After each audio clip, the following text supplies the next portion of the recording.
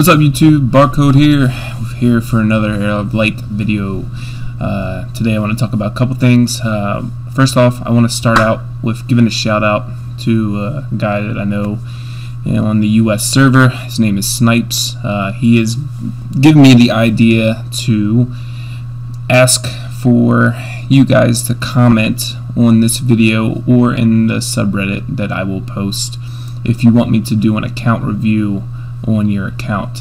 I'm going to probably do 3 at a time in a video depending on the time frame of how long it takes for me to do it. But what I'd like you guys to do is just give me your in-game name. I would need your guild name as well, so I can look you up easier. I can search for you in there. Your server, hopefully you're on the US server. If you're on a different server, that's fine. I just have to make an account on those different servers. Your main next goal that you want to accomplish, and any specific questions. Just one specific question. Please don't ask many because I'll just have to, it'll just take too much time. So just one specific question, your main goal, and I will go over your monsters and runes. So that'll be a next video depending on how many comments I get for that. The second thing I want to talk about before I start is this new event that came up just recently. It's the Lucky Heir CM event, whatever that is. So if you click on it, you fill out a survey, which I already did, but you just go through the survey through the Google form link. You answer, I think it's one question, and then you put in your in-game name, your server, and then you need your player code, which is in the settings. Which today, what I wanted to talk about is tower invasion. Before I go into that, one more thing, which I hear in chat all the time, and it just irritates me that people don't know this, and I want you to save 3,000 carats, okay? If you're newer, hopefully you catch this before you make a mistake. So for masters, okay, you start out able to pick on these 3, say he, Mia, and Bjorn, and Ophelia and Ishmael are locked. It says you can buy them for 3,000 carats. However, there is a description under that saying you are able to unlock it after completing chapter 4. So please read this. I know a lot of us like to skip cinematics and skip the whole story and just get on with the grind in the game. However, save your 3,000 carats. You don't necessarily need these 2 this early, so just save your carats, complete the chapter 4 for light and dark, and then you'll be able to unlock them for free once you get to a certain level. You can unlock a new master every 10 levels. I have all 5 already, and I did not pay 3,000 carats for either one of these 2. Tower invasion. Tower invasion is a PvP type area. It does take PvP flags to complete it. It takes 7 if there is 7 floors. The higher in-game level that you are, the more floors you'll have. You'll unlock them by leveling up. So sometimes you'll see only people with 4 or 5 or 6 floors. Just look at their level, and that's the reason why. Okay. Some people don't even participate in this. However, you should. It is easy and free carats. Okay, so make sure to complete these daily. If you do run into an opponent that looks a little bit hard for you, you can reset it up to 5 times a day for 15 carats, and I would recommend doing that. So this is your tower invasion defense, and this is one reason why, even if you're not concentrating on PvP, you should always spend all 10 flags every time you're at full. 2 reasons. One is the 2 skill buns in the shop that you can get per week, which is very important, and 2, you can level up your towers with honor points and make your tower defense stronger. So as you can see, there's a tower for speed, a tower for defense, attack, and also HP. Okay, it's very important to do PvP flags if you want to optimize your gameplay and your ranking. Okay, a couple things I want to show you with the defense. So with defense, you kind of want sustain teams. You don't need it, especially if you have a bunch of 6 stars and great runes. You just put your best monsters in there and just hope for the best. The best monsters that I've seen and have had trouble with are sustain monsters.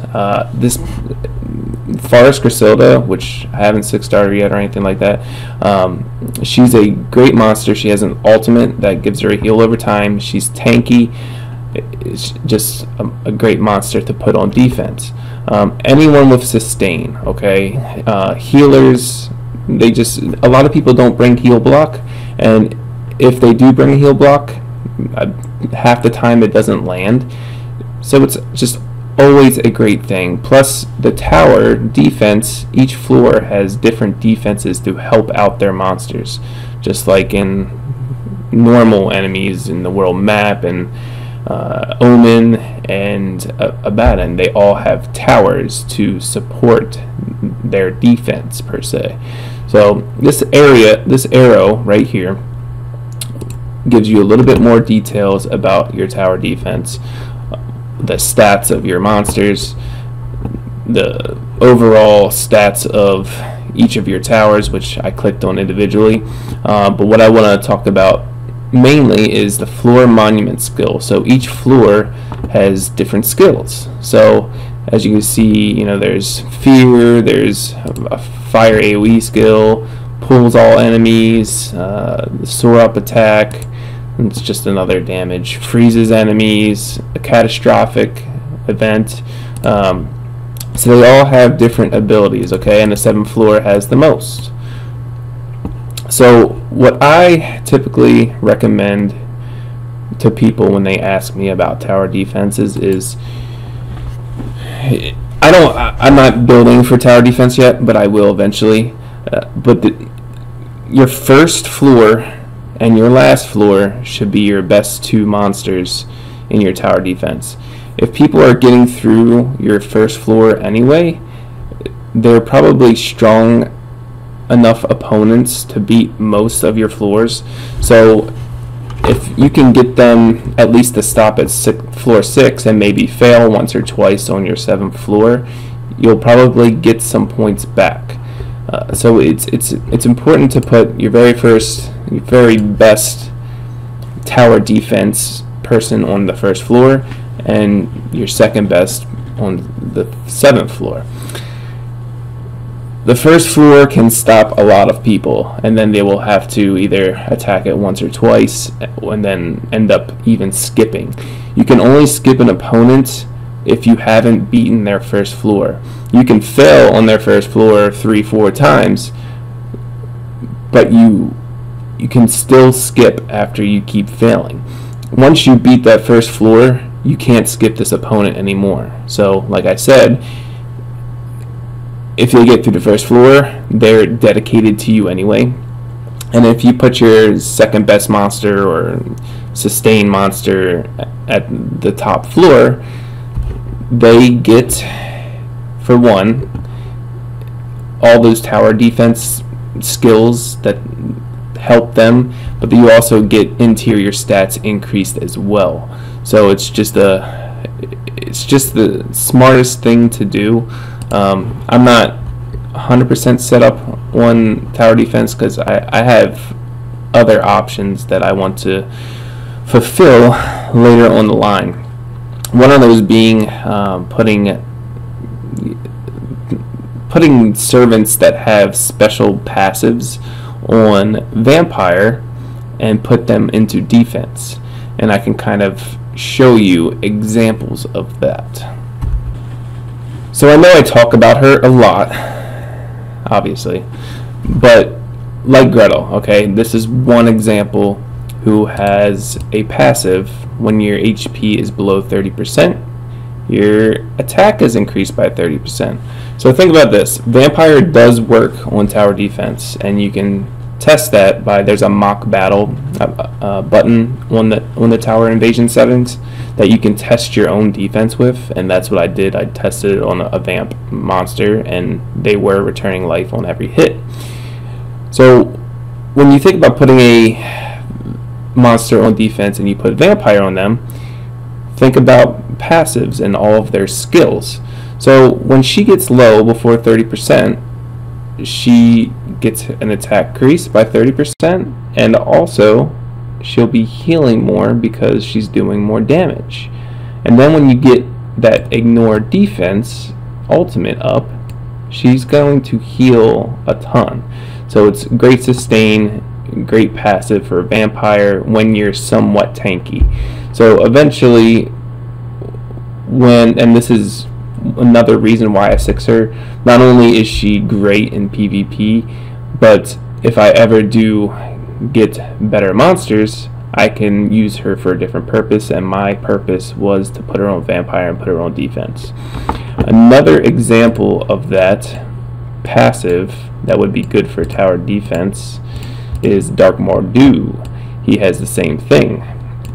So overall, when you're pulling and summoning these monsters, whether it's Nat 3 and it's Nat 4, and you don't necessarily think they'd be good, they still could be. There's different areas in the game where they could shine at, as long as you just think outside the box.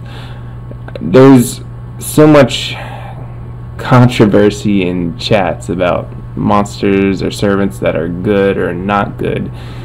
Every servant could have a purpose somewhere. Now, don't get me wrong, if I had full team of Nat 5s, I wouldn't be using Nat 3s, but I don't have the luck.